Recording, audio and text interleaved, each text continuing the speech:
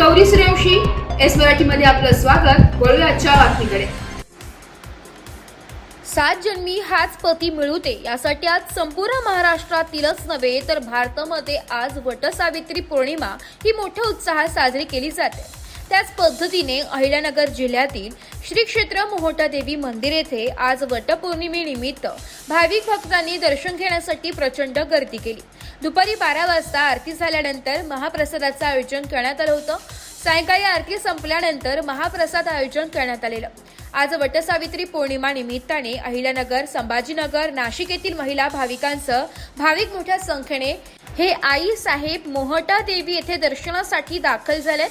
यावेळेस मंदिर गाभाऱ्यात चोख असा बंदोबस्त ठेवण्यात आलाय.